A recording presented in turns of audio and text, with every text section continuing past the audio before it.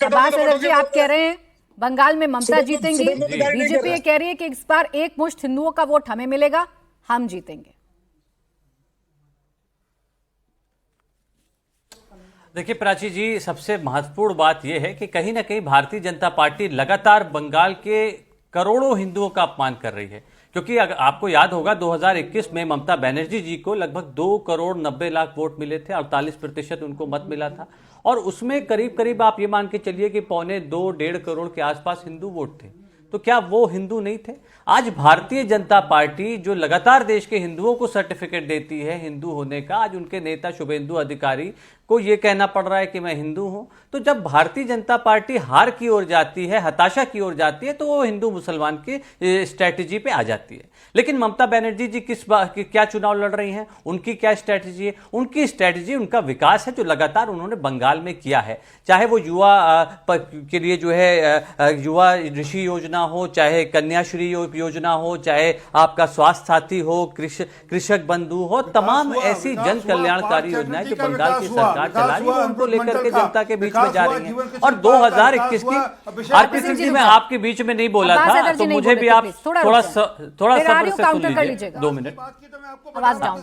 तो मुझे लगता है जो 2021 में ममता जी की जीत हुई थी, वो कहीं ना कहीं वो ममता जी की जो भावनात्मक जीत थी बंगाल की जनता के लिए, वो आज फिर उससे बड़ी जीत दर्ज करने जा रही है। इसीलिए भारतीय जनता पार्टी हताश है, इसमें कोई दो राय नहीं है। देखिए, ये हिंदू मुसलमान पे तभी आते हैं जब इनके पास बताने को कुछ नहीं होता है। आज जब ममता बनर्जी जी सभी समुदाय के लिए काम कर रही है, सबको साथ में लेकर चल के जो है जनता को एकजुट करने का काम किया उन्होंने बंगाल में, तो भारतीय जनता पार्टी खुद और अपने अमित ऐसे मित्र हैं जो दिखाई नहीं देते, अदृश्य मित्र, उनके माध्यम से बंगाल में हिंदू मुसलमान करने का काम कर रही है, जो इन्होंने 2021 में भी किया था, 2016 में भी किया था, लेकिन हमेशा ये नाकामयाब रहे और इस बार और ज्यादा नाकामयाब रहेंगे। आप तो इतना रिसर्च करके आई हैं, आपको पता है कितने प्रतिशत हिंदू या कितने प्रतिशत हिंदू ममता बनर्जी को वोट देते हैं, आपको तो सब पता है। मैं यही जानना चाह रही हूं आपसे, कैसे, कौन सी ऐसी बातें हैं जिससे आपको लग रहा है कि बंगाल को बांट रहे हैं या हिंदू मुसलमान को बांट रहे हैं ये बंगाल में, वो अदृश्य मित्रों का जो आपने जिक्र किया?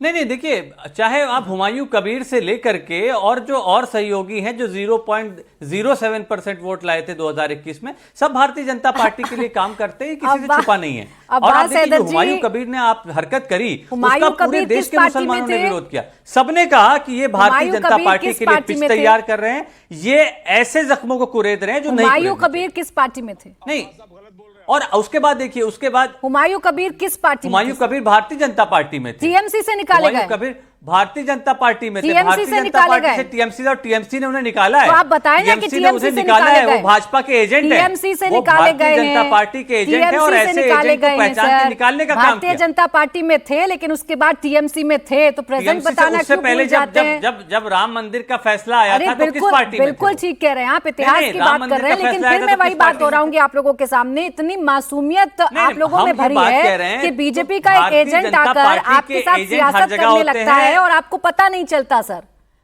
खाक आप सत्ता चलाएंगे, मजबूती के साथ सरकार चलाएंगे, अपनी पार्टी में कौन बीजेपी का एजेंट है ये आप लोगों को पता नहीं चलता। अपना असली रूप दिखाता है।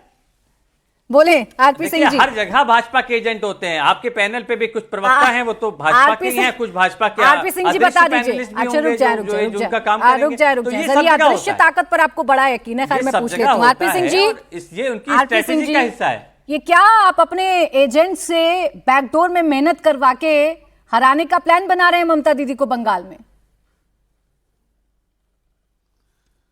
इनसे पूछिए, इनकी पार्टी में भी हमारे एजेंट होंगे इसके हिसाब से। तो जो पार्टी छोड़ जाते हैं वो एजेंट हो जाते हैं।